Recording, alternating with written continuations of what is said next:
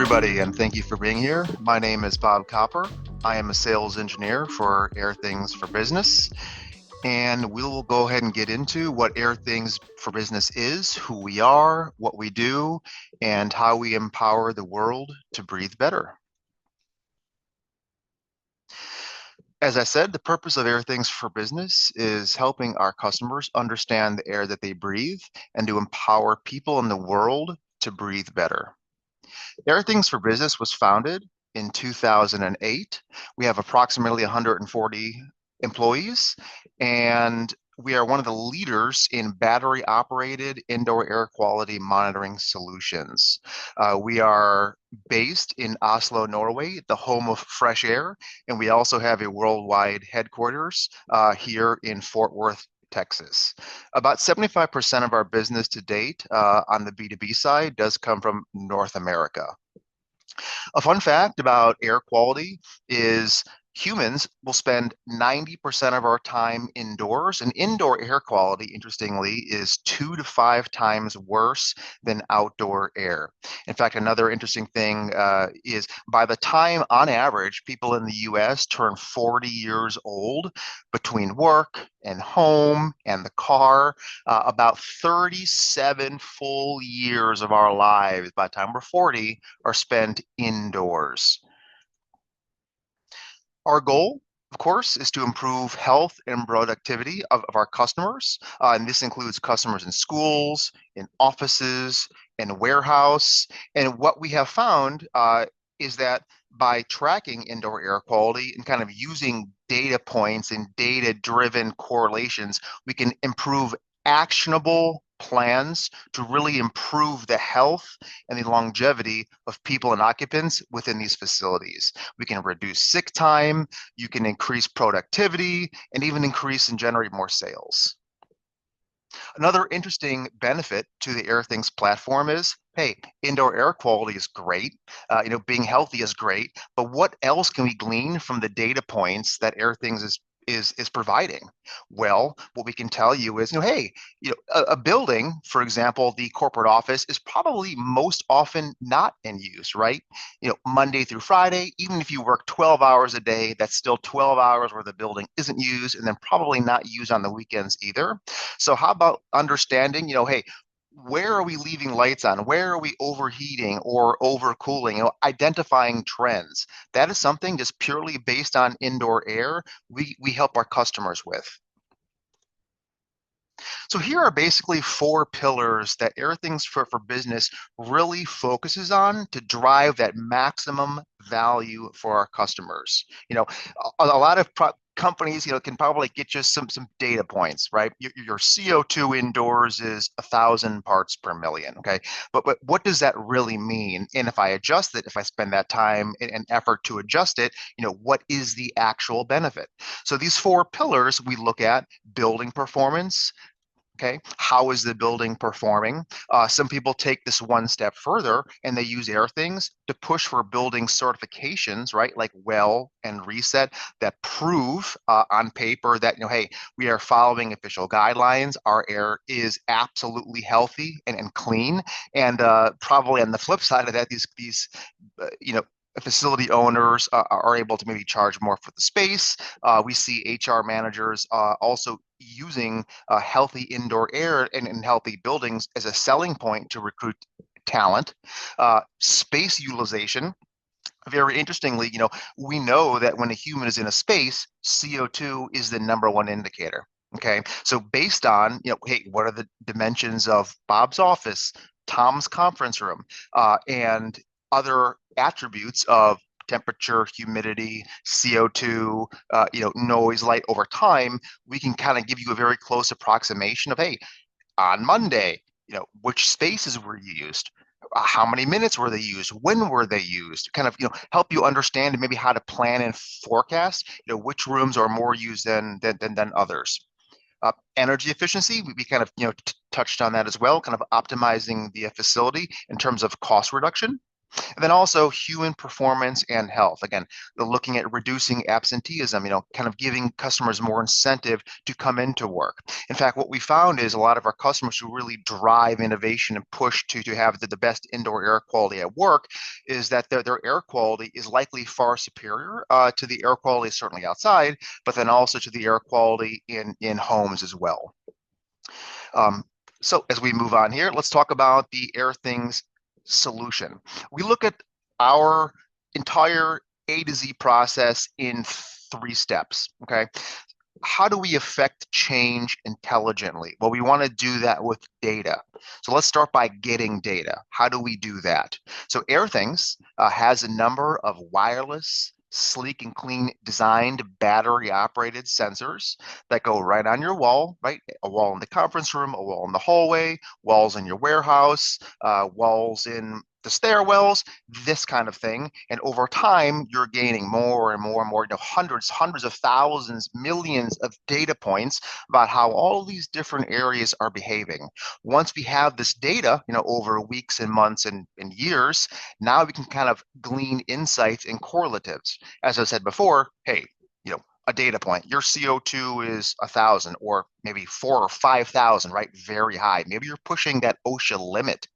Okay, well, great, but why, right? It's more than just the number, it's the correlation between the number. So this is where we kind of get a little bit further about insights and then using those insights to test and remediate, right? Kind of implementing maybe indoor air purifiers or changing or enhancing filtration, these kind of things. And then lastly, automating those effective practices that are data driven to kind of put this on an automatic cycle to kind of take out that human time and intervention. Our sensors measure a number of things. Depending on the sensor, and we're looking at things like radon. One interesting fact about radon is, as we know here in the U.S., when you move into a residential home, you have to get a test for radon. What is radon? Well, radon is a radioactive decay. It comes naturally from the ground all over the country. Some places are worse than others, but also radon, the amount that comes out of the ground differs day to day based on atmospheric pressure, right? If it's low, maybe you're pulling radon out of the ground. If your water table is rising, it's raining, you're kind of pushing it up out of the ground, and these kind of things. Radon behind smoking is the #1 cause of lung cancer in the country. So it's very important, that in your basement and in your first floor, we're looking at radon levels. Also, particulate matter, how many particulates, how many things are kind of floating around in that air. And we look at humidity, CO2, volatile organic compounds or VOCs. Those are those things like that new car smell or paint or new carpet, right? These things that kind of have a smell that could be irritants, but also could be unhealthy. We track VOCs. And then also, noise, light, temperature, and pressure. Very cool about the Airthings offering is we take the physical elements on our sensors, right? Like the temperature and the humidity and the CO2, and we run these through incredible algorithms and in the back end, developed by data scientists based off of peer-reviewed and empirical studies that say, hey, what is the likelihood of a virus spreading in an environment? Now, what are the factors that contribute to, if Bob comes into the office sick and he's coughing and hacking, right? What is the likelihood that that virus really is floating around and spreading from person to person? And then also, hey, what is the likelihood that the environment is very highly conducive to mold growth? And then also a virtual sensor says, hey, what is the occupancy of an area? And this is kind of where we're really getting to the correlation between the multiple data points and then how we present those to our users on the dashboard. Again, going back to that high CO2 in the building, your CO2 level is 4,000 or 5,000, which is on the much, much higher side. Why? Well, maybe we can scroll down on the sensor and say, hey, at this time that CO2 was high, what else was happening? Oh, we see that people were in the room. We see, oh, interesting. We see that the air exchange rate, how many times every hour is the air in that room, is that full volume of air being changed? Maybe in this example, it was 0 then. So that's likely where the problem is. Why was the air off? Do we have a problem with the blower? Did somebody manually? So it really gives you data-driven, actionable insights versus maybe just guessing or wondering or not fixing at all. This is a very brief overview of how the Airthings for Business solution works. It's actually super, super easy. In fact, probably one of the most easiest things I've ever worked on.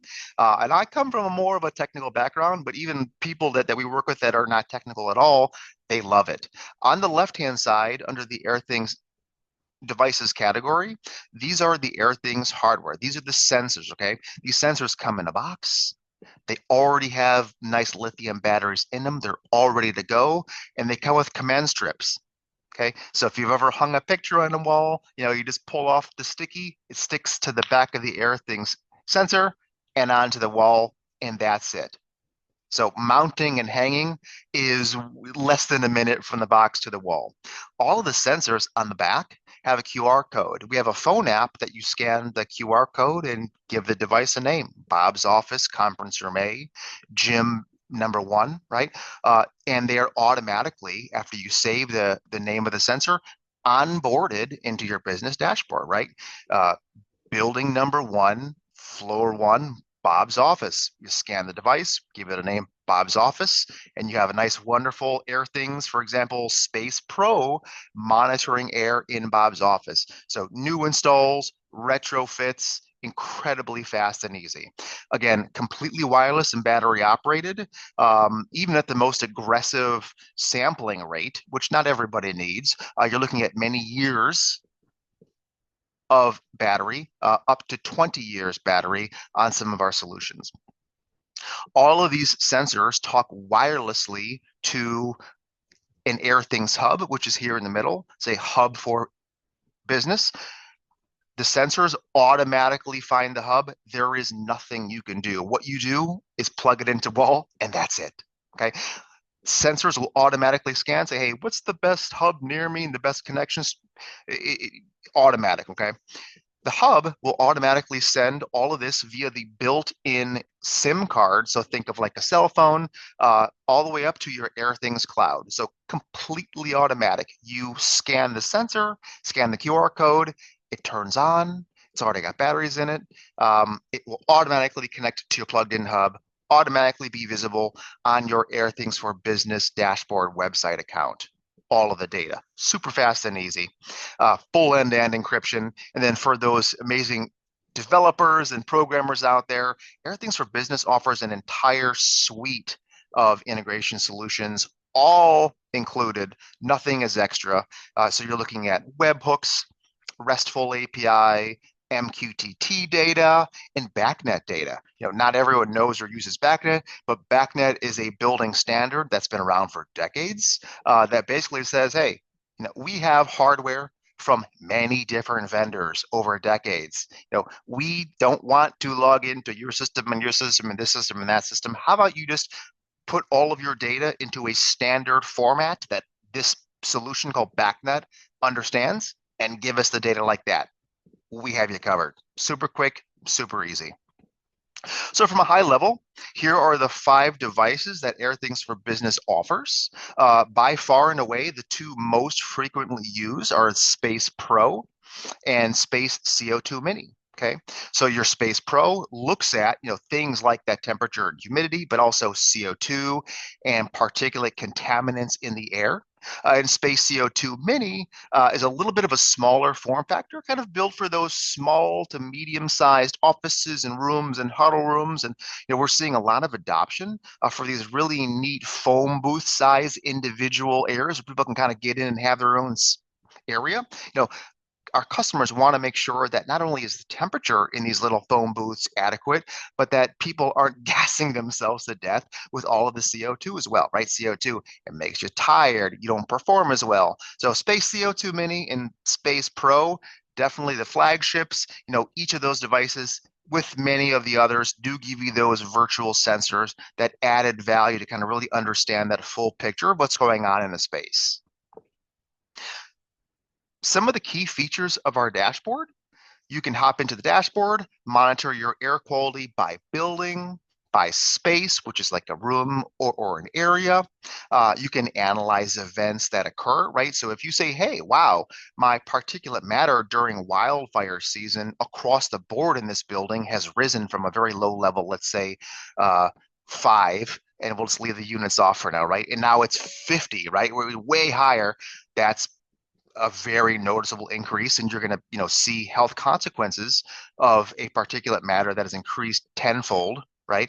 But at the same time, if your outdoor particulate matter has increased because of wildfires a thousandfold, okay, well, you're probably naturally going to see a rise in indoor, particulates, but this gives your facility administrators insights to say, okay, well, our filtration is removing still at the same concentration that it was before, but because outdoor has risen, indoor has risen as well, right? It might give you insights that change your filtration more often and kind of really stay on top of controlling that indoor environment or closing the dampers of your facility, kind of reduce the amount of air from outside that's coming during these peak particulate matter events.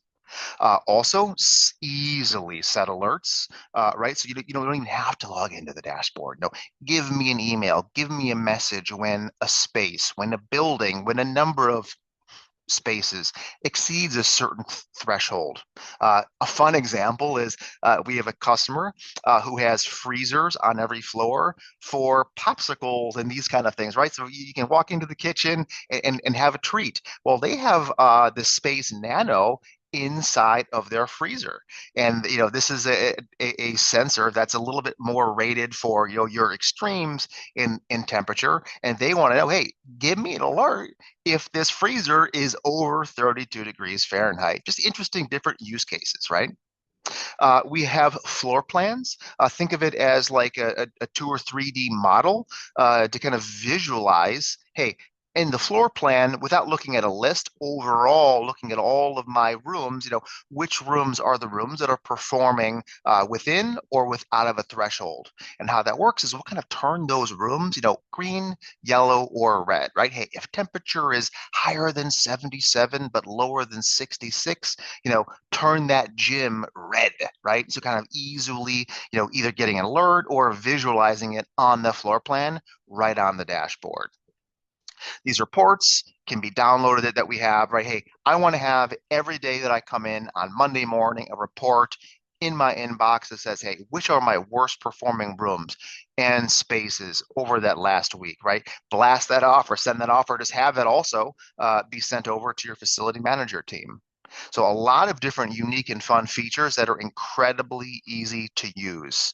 Again, at Airthings, one of the key things we look at is how do we make this as easy as possible? So just as when the hardware arrives at the facility in a box, it is 1 to 2 minutes from the box to the wall and getting data, you should be able to get into the dashboard and out of the dashboard in the lowest, least amount of time possible. We covered installation a little bit, but again, all the sensors completely wireless and battery operated, all come with batteries, come with the command strips. Again, 30 seconds, about sub-minute to install. Super easy, super quick, super efficient. Again, there is no activation on Sailor. Again, scan the QR code. That sensor is onboarded into the building on the dashboard of your choice, and you're off to the races. A couple of things that we're also seeing as we talk to customers. Probably the main one in this meeting is the absolute topic on hand the last 3 solid months here in the US, wildfires. Okay, wildfires are incredibly tragic and highly pollute the air. It's one of these things to where if you look out your window and you see that air is green, or they recommend on the news don't go outside, or if you have allergies or asthma, you're in the red zone. Again, air quality indoors statistically 2 to 5 times worse. We need to monitor that indoor air. This is kind of a digression, but over the last 1 to 2 decades, people have become very cognizant of the health and the type and the quality of the food they eat. Right? Is it healthy? Is it organic? What's in it? And I think that as education has become more and more prevalent, the decisions that people can make based off of that data are better and better and better. I think, and here at Airthings, we think that that exact same thing is happening right now with indoor air quality. Just because you don't know about indoor air quality or what's in your air doesn't mean that you're not suffering from those effects. Just as we talked about radon, right? Radon, the number one cause of lung cancer in the country. Doesn't matter if you're in a house or a work facility or a warehouse. Radon doesn't care, right? It's odorless, but again, the number one cause of lung cancer, that's nothing to kind of ignore. So in terms of the Northeast, we're looking at wildfires, up in the Boston area, more and more. So, factors like changing climate, droughts are contributing to the increase of particulate matter, to these volatile organic compounds in the air, and very high levels of CO2. Okay, so again, dry falls, all of these things are kind of leading to higher outdoor particulate contaminants, which inevitably make their way into facilities. Schools. We have many schools, both in Canada and here in the U.S., including some that maybe we can't speak about yet, that are kind of in the piloting phase. Especially schools, again, in these regions that are very highly susceptible to annual wildfires. Okay, they want to make sure that their kids are protected from the maleffects of CO2, high CO2. Right, it affects cognition. It's hard to concentrate. It's hard to remember. It's hard to stay awake. It's unhealthy. How do we make sure that we are implementing data-driven solutions? Okay. So the government of Quebec is one example, right, where they remotely monitor air quality in all of the schools, right? Thousands and thousands of classrooms across the portfolio using the Airthings for Business dashboard. They have at the very top level tiles of all of the buildings. Okay. And what I'm going to do here for us really quick is I'm going to actually switch over to an example of our dashboard. And what we see here in the dashboard is this is the landing page, okay? What you see here for all these white tiles, these are individual top-level buildings, okay? So right here is Airthings headquarters in Oslo building. But as a facilities manager, right, I might be in charge of understanding the air and monitoring air quality across thousands of rooms, right, across many buildings and states. How do I do that efficiently at scale, incredibly quickly? Hey, there could be problems everywhere, right? Everywhere could have a tune-up, but how do we start maybe where the data says, hey, these are the worst offenders? So what we have here is this really neat concept of time over threshold. So, hey, what I'm going to say is here are buttons where I say, hey, show me where these buildings, have been over threshold. So, for example, where CO2 or particulate matter or humidity have been over a threshold for all the buildings. So let's click on to CO2 here, and I think I'm actually lagging a little bit. This is the Airthings headquarters dashboard. So what we see here is time over threshold, all of the facilities. So as a facility manager, how do we start with a suite of campuses and very quickly identify which building, which room in the building, which day of that week of that room of that building is the worst offender, to really put the money, put the time, put the effort towards correcting that area, first. So I'm going to click on this button here called CO2, and what we're going to find is I'm going to easily separate all of my facilities into two categories. Here are my buildings that are outside of threshold and that are behaving well within threshold. What's the threshold? Well, I clicked on CO2 and I'm seeing my facilities where CO2 has been over a level, okay, over 800 or 1,000. I'll set 800 here as the default for the last week or last 30 days. Okay, super quick. So now I know, all right, as a facilities manager, here are my three buildings that have been over 800 CO2 ppm for the last 30 days. So I can see that, in this building, Airthings test devices, or in this one, our headquarters building, total of 20 hours, okay, 19 spaces have been outside of that threshold. So here's where, as a facilities manager, I spend my time. I'll click on this building. We're greeted with a list of all of the spaces, call it a room, call it an area, in this building. But let's continue really quick this thought experiment of, in this last month, let's look at insights of air quality. Okay. Hey, the last 30 days button. Show me where CO2 has been over 800. Easy. So I'll just zoom in a little bit, make it a little easier to see. Well, here we go. Here are the days in the last month where CO2 has been over my threshold. I can click on to this date, okay, March 6th, and I see that all of these rooms have been contributing hours and minutes to add up to total 20 hours and 11 minutes on this one day over threshold. My worst performing room is actually a room that we have named PM 2.5. If I click onto this room, I'll see that just this one room right here has contributed 3 hours, almost 4 hours of time over threshold on this one day.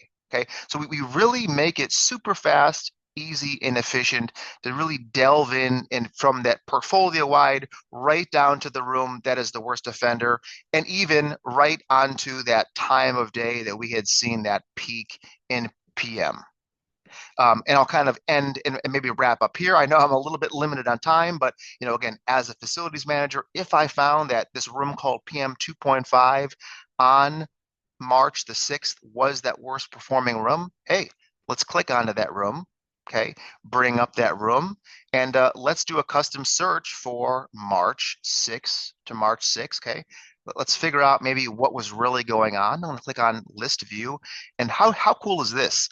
On that worst performing day where CO2 had peaked, I can keep my mouse here and just look, what else was going on at the time? Okay, well, in correlation to CO2 rising a little bit outside of what I'm comfortable with, what else was happening at that time? Well, I can scroll down and see what was going on with humidity and pressure and light, but also very cool, air exchange rate. Okay, again, what this number is how many times an hour, 1, 2, 3, 4, was that full volume of air in the space being exchanged? Okay, if that had correlated to no air exchange, to me, that would be a very good indicator of, oh, wow, that was off normal. Let's look there. Let's send this over to that team.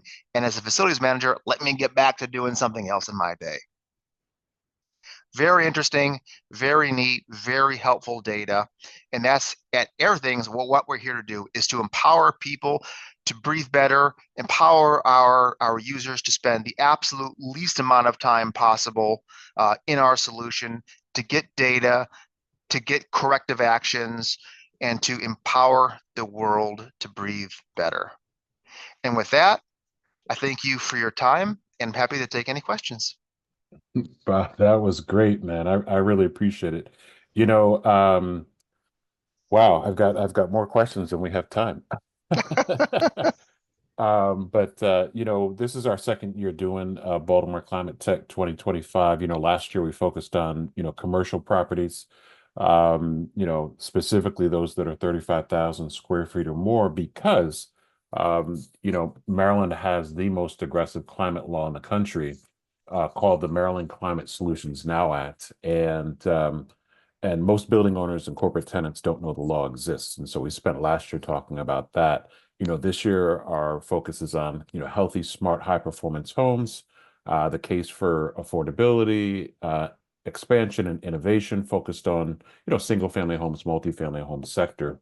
But it's so refreshing to have a conversation about the health and wellness of building occupant, because when we're talking about greenhouse gas reduction, climate change, resiliency, sustainability, it's the conversation is all about energy, energy, energy, energy reduction, and never really, hardly ever is it about um, the health and wellness of the building occupant. So I appreciate the fact that you're bringing this to the forefront.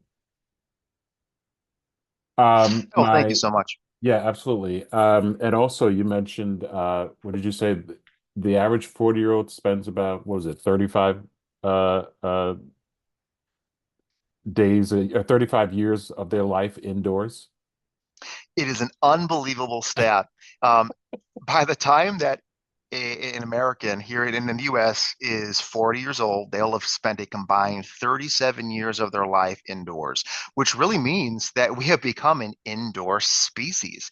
In fact, did you know that there are some species of whale that spend more time breached out of the water breathing air than humans spend outside by the time that they're 40?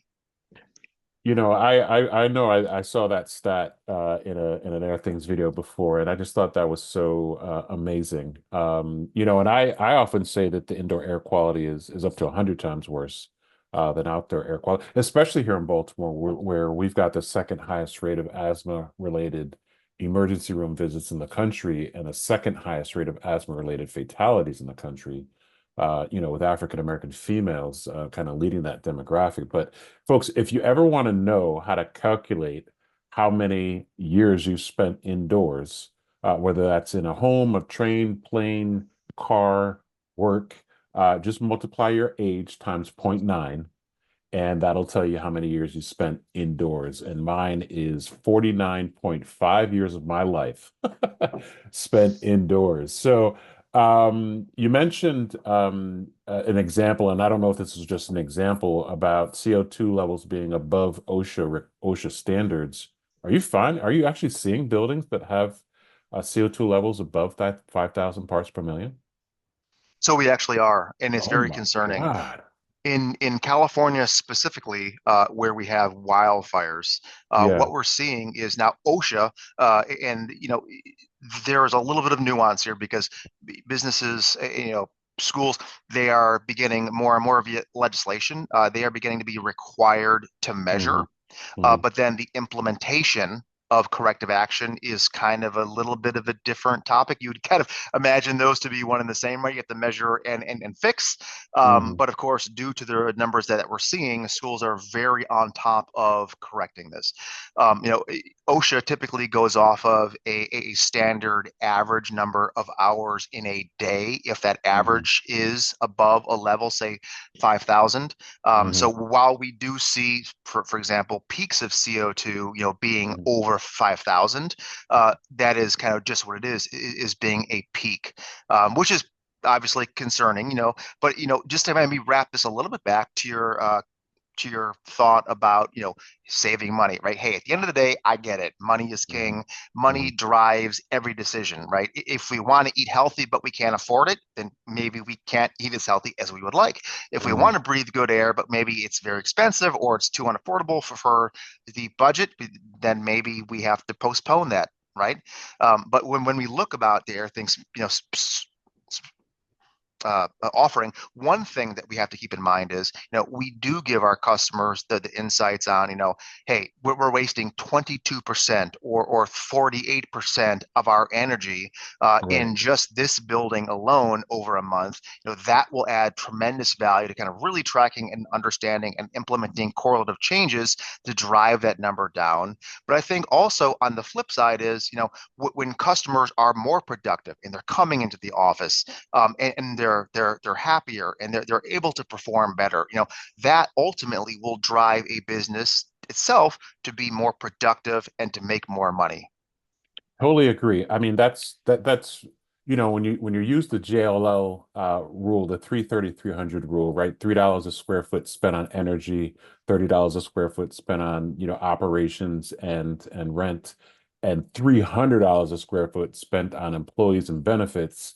You tend to realize that we really should be focusing 90% of our energies and focus on, better indoor air quality and healthier, smarter spaces than the energy, because I think that if you take care of the health and wellness of the building occupants, like the energy situations, the resiliency, sustainability kind of fall into place. But wow, it's surprising to hear that you're actually seeing buildings above. And the OSHA standard of 5,000 parts per million was created in 1969. It hasn't changed since then. I mean, I don't know anybody that would really say that anything above, 1,500 parts per million for a sustained period of time is a healthy environment, just because it's a proxy for, not getting enough ventilation in the property. Um, so yeah, I'm shocked to hear that. Shocked but not surprised, because I take my air quality monitors with me everywhere. I get into this space. I always say it, and I'll show it on screen. I've got my air quality and my Airthings monitor right here in front of me. We've got them throughout our home, and I first heard about Airthings. I was reading a book by Dr. Joseph Allen and Joe McCumber, talking about John McCumber talking about healthy buildings is the title of the book, and he recommended test for radon. Radon emits from granite countertops, maybe not at a very harmful rate, but it can. And so we had just renovated our kitchen, and so I got one of these monitors, measured for radon, and our radon was through the roof. 15, 20 picocuries per liter, which the EPA equates to smoking, 30 to 40 cigarettes a day, and we've been here for 25 years. So we've Wow. since gotten it mitigated, but I always attribute Airthings as being a life-saving device. I always say to anybody I can evangelize to that Airthings literally saved our lives. And so I could not imagine doing Baltimore Climate Tech without Airthings being a part of this, just for what you guys do. So, air exchange rate. You talked a little bit about that in your presentation. A lot of times we're talking about methodologies, whether it's passive house or net zero homes, which is all great, but not measuring the air exchange rate and making sure that people are getting that 4 to 6 air changes per hour is a big deal. How much are you finding that your customers are really kind of paying attention to the air exchange rate functionality that you have within the platform? Great question, Aaron. In fact, this is something that comes up almost every time that I wrap back with a customer who's interested in their things. About a month later, we wrap back and really kind of take a deep dive and Mhm, analyze their data and kind of mhm, help them not only understand what their building is saying, but then also kind of walk them through thought processes and kind of mhm, hey, if they were in the dashboard, as a thought experiment, how do you start from this portfolio of buildings and kind of dig down into kind of where those outliers are. mhm. And one of the correlatives that we always look at, right, whether your PM is high, whether your CO2 or your VOCs is high, is hey, what is that air exchange rate doing, right? And very often the case is their air exchange rate isn't what they thought they had it even set at. So it's not like they thought that they were And just and or set it and low or and or paid for. and or paid for. Absolutely. I think that that's the most important part. Right, Again, they shall remain nameless, but we had a right. customer recently who found that their very highly rated, well certified building was not at all performing within spec, and they were paying a premium for it. So, again, having that data is interesting. To maybe also think about this in an interesting way, when you think about air exchange rate in a room, right? How many times is the volume of air in a space being exchanged? This Mhm. actually has two extremes. It's not just that the more the better. All right. If your air is constantly running and constantly exchanging, right? 10, 20 exchanges an hour, okay, maybe you have this constant inflow of fresh air. Great. Maybe your CO2, let's say for an example, a very, very low number, right? 200, Mhm. 300, 400 parts per million is incredibly low. Okay, that's good. But there is really no tangible or noticeable benefit or effect uh, between having your CO2 be, 2 to 300 for, 5 to 6 to 700, right? You're still in Well, this other very, than very low. burning out your systems. You're burning out your system, and guess what else you're doing? You're That's wasting energy, you're that's spending right. money. So Mhm. are you overventilating? That's huge, right? So Right. we can find this happy medium of, what, we were ventilating twice as much. Let's dial that back. And you know what we also found was something that we find interesting is this ladder effect where the building or the facility, the school opens up on a Monday at 7 a.m. Their CO2 is nice and low. It's at baseline. It rises throughout the day, but right when the day ends, they cut off that air exchange and only start it up right when the school begins on the next day. Now, sure, it might be keeping temperature, but in the fall and in the spring, when it doesn't run a lot because it kind of maintains that building temperature, what we find is that baseline for Tuesday is now higher than Monday. And then Mhm. guess what? On Wednesday is higher than Tuesday. And we get this ladder effect. So you say, hey, we don't even use the building as much on Friday. Why is the Right. CO2? Why is that the worst day, right? It's again, it's using data, it's using trends, it's the power of actually, monitoring that indoor air that allows you to, breathe healthier and be more productive while at the same time being more healthy. It's a win-win. Well, I mean, yeah, you couldn't have said that better. I love Airthings as a benchmark tool that you mentioned. Let's benchmark for 30, 90 days, see where we are. And then when the mitigation or the deep energy retrofit, or you're going for a particular, building standard, whether it's LEED, well, passive house, now you come back in and it's the validation tool. Did you get what you paid for? So like I said, I've got more questions. We didn't get a chance to talk about data security. I know you might have touched on it a little bit. You talked about wildfires. I wanted to get a feel for kind of what you're seeing there. So we don't have time but are you willing to share your slides with people that may want to access them and on the YouTube link? I would love to. Absolutely, Aaron. Okay, yeah, if you could send those over, that would be great. And do you know, here's a trick question for you. Do you know how many monitors were deployed in the Quebec school district? How many months? It was many thousands. I don't know the Okay. exact number offhand. Okay. Yeah, I'm just curious. I know there's been big deployments in Hmm. Denver and Boston Sure. I know we're doing some piloting here in Baltimore Yes. and other places as well. So Bob, this has been great. Is there anything that I didn't ask you that you want to share before we close out? I think you had a lot of great questions. And maybe I will touch on your just previous comment there. I think that in the US to date, one of our larger customers is actually Amazon.